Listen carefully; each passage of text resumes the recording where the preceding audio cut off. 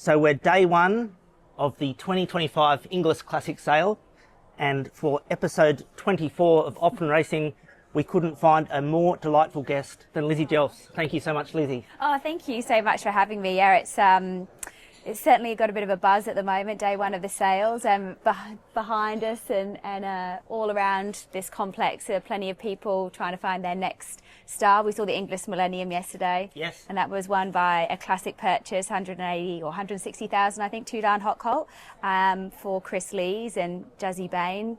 So great result for all the connections as well. Christine Cook and Frank Cook, who are big supporters of the industry, were involved. So it's a bit of a buzz, and everyone's, I'm sure, trying to find that next horse. And were you out there? I wasn't, no. I was on air for Channel 7 yesterday. So I was in Melbourne, and I covered both venues, so Caulfield and, of course, Randwick as well. But the scenes look amazing. Like have got a good association with Chris. I've got horses with him. Yeah. I ride work at the stable as well. So I've learned that recently. Yeah, I said to him actually at the start of the season, I rode a few 2-year-olds, and I said to him, I think you've got a nice crop. And he said, I'm not usually a 2-year-old trainer, a noted 2-year-old trainer, but he's had, I think, 5 2-year-old winners so far this season. So He's doing a really good job. And have you had a chance to inspect many yearlings here so far? Yep, I've done the whole lot. We're down to our final looks. We're looking at different types of horses for this sale. In particular, some horses that potentially could trial horses that could go to Hong Kong, or there could be a chance that we will find some nice fillies as well. I bought, obviously, Chris Dilly was one of the horses that I raced with Annabelle Neesham, and she came out of this classic sale, so we know that there's some good horses to be found. I think it's 21 individual Group 1 winners, so yeah, they've got a good record. And just to clarify, you're not the Lizzie Jelfs former tennis player, no. Number 207 women's tennis player who played at Wimbledon the year that Doremus won the Melbourne Cup. No, that is definitely not me. And funnily enough, though, she does live in pretty much the similar area to me. So I think she's from Banbury and I'm from Oxford, so it's pretty much the same county. And the other funny thing is I did get a phone call from the BBC to cover Wimbledon one day through my manager, but I declined. I could have fobbed it off, but I declined. Well, she got knocked out first round anyway, so that's... Lizzie, I've watched you for years, really enjoy you on... I don't know what it used to be, Racing Retro, not sure what it's called these days, but a lot of on Sky. I was chatting with one of our owners yesterday who sort of loved watching you on Sky. Obviously you're on Channel 7 these days. But my understanding is that you weren't aspiring to be in the media. You actually, you would have loved to be a jockey. Yeah, that's really what I came into this industry for. I loved horses. I'm not from a racing family, haven't had an introduction into racing at all, which I think is really important. And I think a lot of people look at me and say, oh, well, she's come from somewhere that isn't connected to the racing industry. She's come through a love of horses. And that's what I really want to, sort of show, that anyone can get involved in this great game. And I wanted to be a jockey. I went to my local trainer, who was someone I knew, and I said, I think I'd want to be a jockey. And he was like, oh no, girls can't be jockeys. You want to be maybe doing an admin job or in the, behind the scenes or something else. It's not a girl's job. And I just remember that and thinking, and my parents, they weren't in racing, and they didn't have anything to do with racing. So for me, it was just a foregone conclusion that we just weren't jockeys, and there wasn't many female jockeys in the UK at the time either. So I decided I'd do a bit of travelling and then, study further because I'd finished school, and I went back to the trainer who I was working for at the time, and I said, Charlie Edgerton, Edgy. He was a great jumps trainer as well, and he taught me a hell of a lot while I was working for him. And I went back to him and said, I'd like to go to Australia. And he said, I know someone you can go to.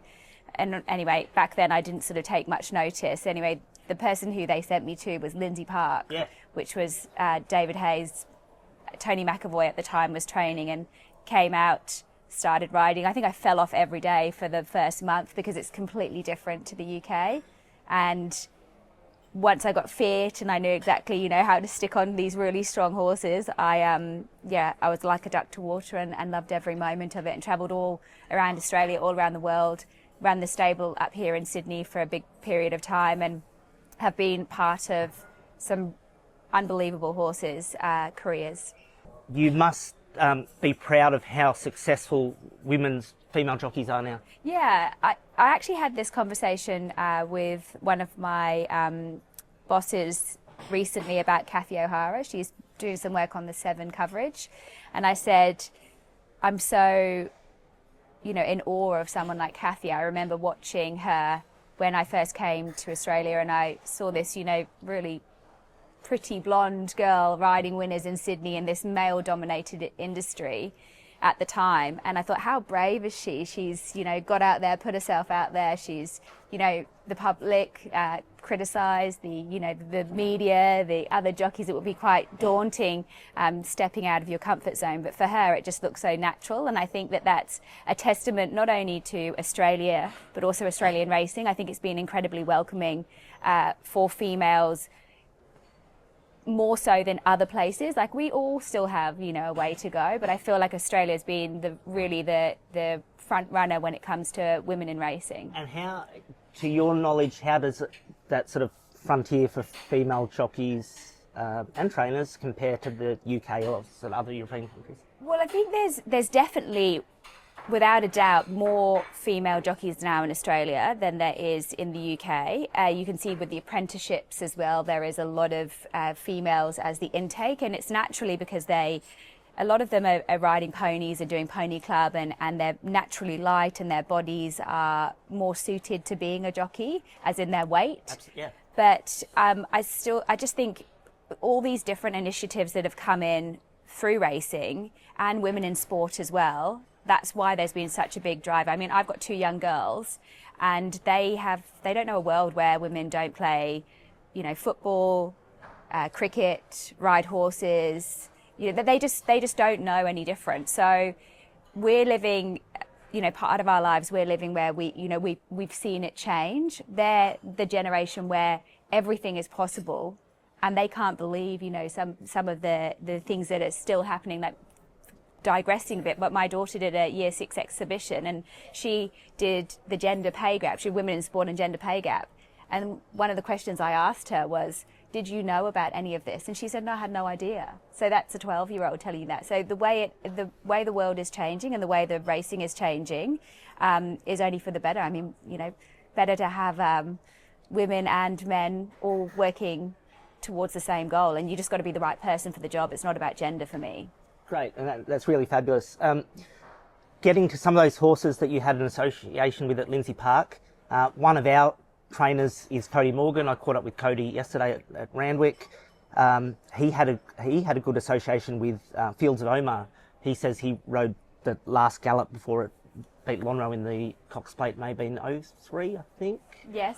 But I think that's a horse that you had an association with. Yeah, had a lot of did a lot of work with him because Fields of Omar actually had a few soundness issues, and I used to have to drive to Euroa, which was then just a pre-training property, and I used to ride him up there. You know, there's a gallop there that's been there for a long time, and I was very light, and I used to have to ride him up this gallop every fast morning, and they wanted to put the lightest person on him and get there wasn't anyone there at the time to ride him. So I did a lot of work with him. I also took him overseas as well. I took him to Hong Kong and Japan.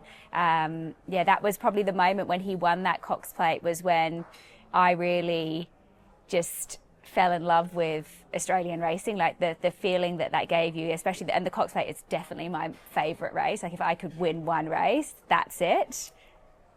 It's a question I ask on every podcast, and everyone has the same answer. It's Is the Cox. it really? Well, it doesn't surprise me. It's my favourite race, yeah. And it's the weight for age championship. And, it doesn't matter whether, you know, the Valley is such a unique track, but it doesn't matter whether, you know, if you're a good horse, you can handle it. And I think that's what makes it such a special place. And yeah, obviously I cover Friday nights there, so I get a taster of Friday nights and the Valley every single week, and I love the place, but most of all love the race, and the champions that have come out of that race have been amazing. Some of my favourite Cox Plate winners, Dulcify, 1979. Yeah. won by 6 lengths, was favourite for the Melbourne Cup and broke down in that race. The three from Kingston Town, Superimpose.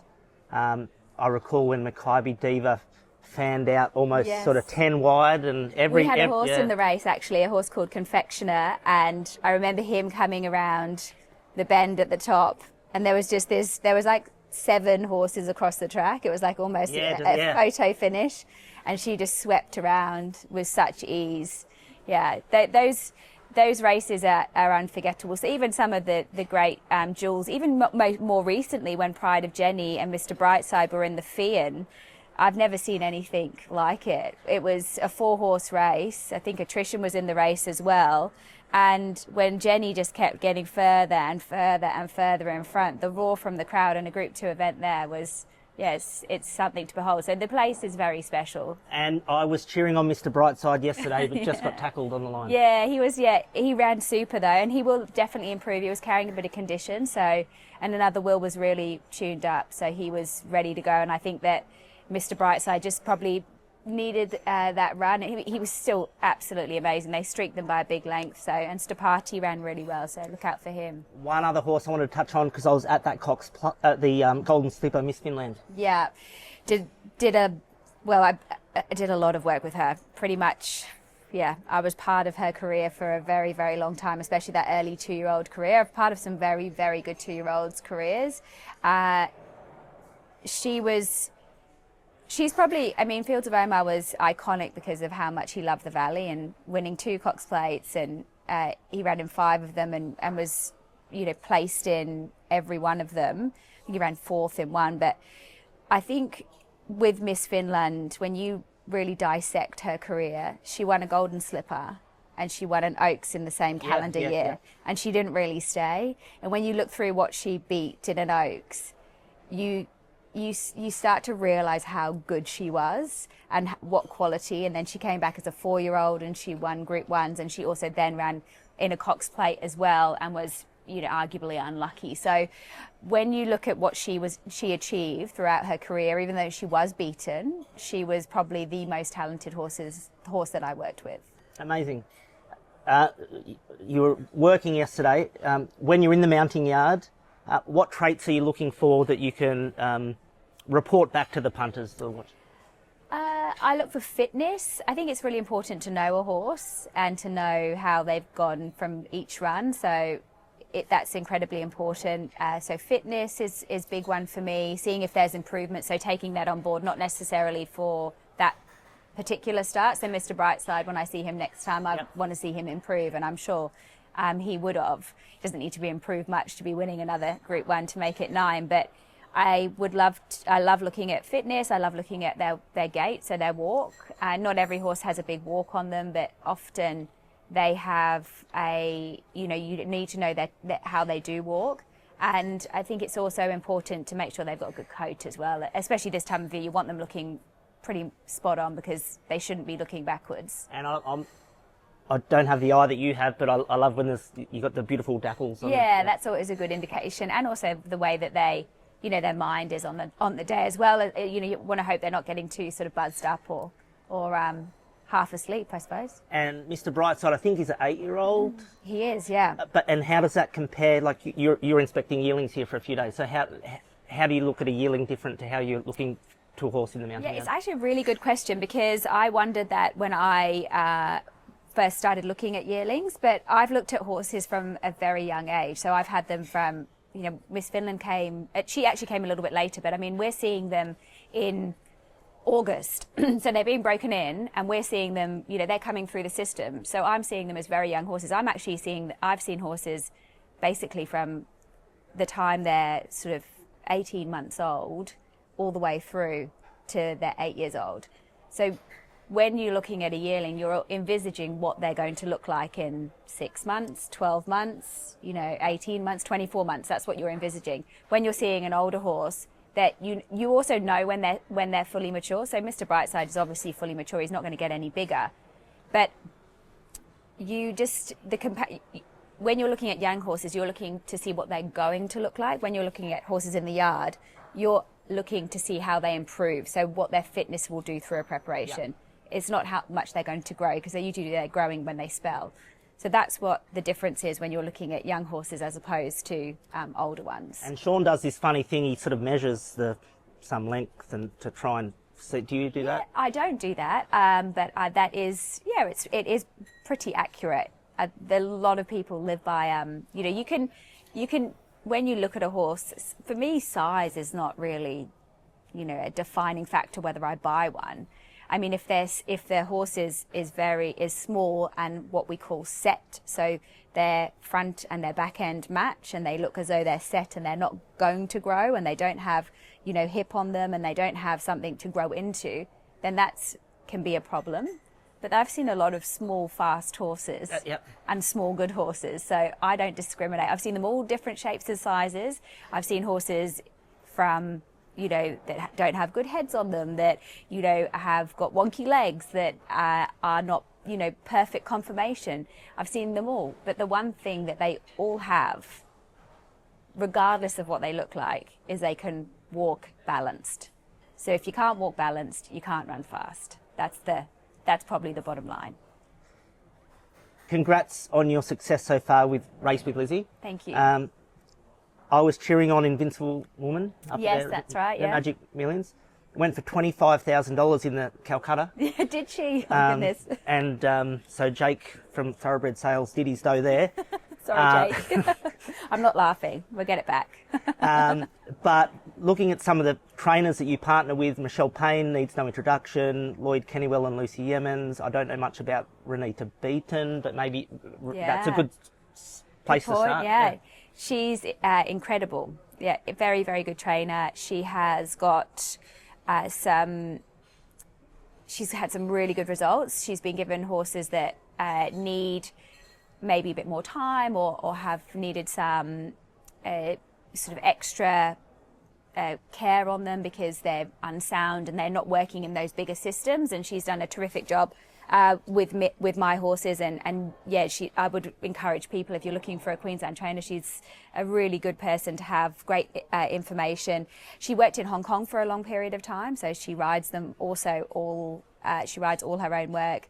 Her partner Troy is a big part of the business as well, and together they are a great team, and I've loved having horses with them and will continue to do so. So that's the first yearling. The Anders is the first yearling that I bought for them, and I'm excited to, and they give great feedback, which is what, as a syndicator, you want to be able to also have for yourself, but also pass on to your owners. But not only that, you can then make those decisions that is in the best interest of the horse and your owners as to whether they're going to meet the criteria for everyone involved. Great, and I completely agree. As a syndicator, we need that really great communication, consistent communication, and you need to put the trust in the trainer to make their decisions. Yeah. And then when you have the information as well, you can collaborate and make those decisions together, because I would never tell them how to train a horse, but I would maybe tell them this is the result that I would preferably like to get out of it. Can we achieve that? If we can't achieve that, this is plan B for the owners. So I think that it's really important for trainers to communicate, collaborate, and all the people that I work with are exactly that. Annabelle and Rob, also I have horses with them. I've had great success with them. So they're also a big part of Race with Lizzie too, and Chris Lees as well. So all of the trainers that I work with, I've got that relationship with all of them, and it's great.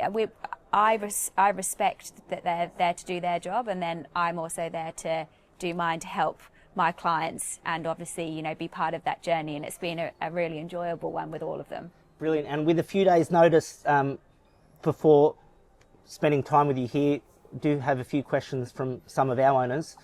One is, what is your favourite moment in racing, and how do you see that becoming a reality, that sort of experience to be a reality for others? My favourite moment in racing, well, I think I'd have to go back and say my favourite would have to be when Fields of Omar won his first Cox Plate. I think that would have to be it, because it's a great question, but I've had a lot of amazing moments, but I think that one is the one that hooked me in, and I said, I want to experience this for myself. you know, I want to be part of this. This is what this industry is, you know, so intoxicatingly wonderful. You know, there's good and bad parts to it, but for me, that moment made me think, oh, this is what I want to be doing. So yeah, his first Cox Plate, probably has got to be. There's been so many good ones. And other people, I love seeing other people's success as well. I think that's why I love my job at Channel 7, is I love seeing what it means to people when they win races, jockeys, trainers, connections. Those are the moments that, I mean, for you guys, that moment when Private Harry won, to me, I look at Sean and say, you've put your neck on the line, you've picked yourself a good horse, and you have now, you know, got a big return for your owners. And for me, I was so happy for him and for his family and for all the owners. So yeah, I just love seeing people succeed, and there's enough around for everyone to get success. That's brilliant. And I had dinner with Nathan Doyle and Ash Morgan last night, and Sean and some others. And yeah, this is Early night? Early. Well, we're here at least.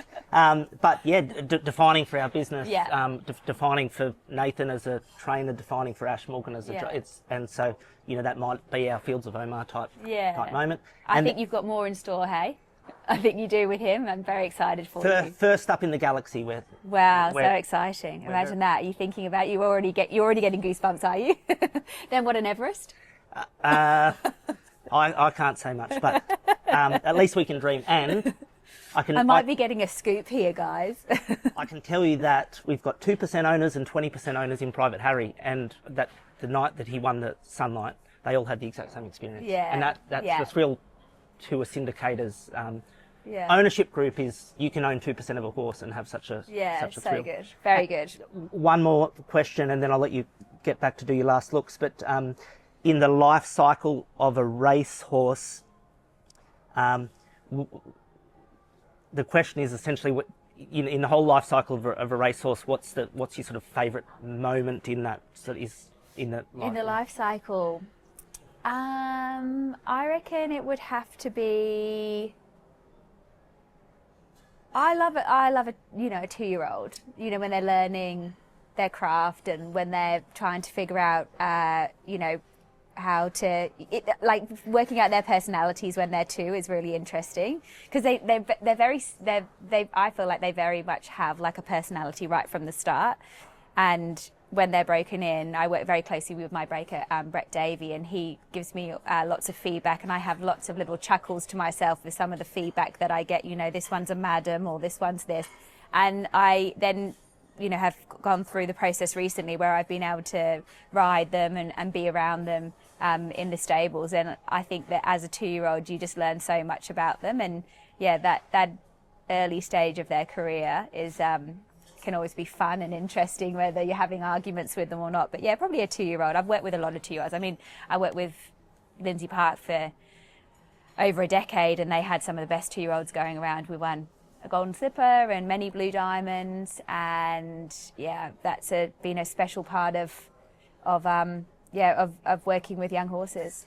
You've got an extremely busy day ahead. Thank you so much for You're so welcome. Spending time with us. Enjoy the last looks, and hopefully you can land on a few nice. Yeah, hopefully I can find myself a really nice one. I need another Chris Dilly, so fingers crossed. Thank you so much, Lizzie. Thank you.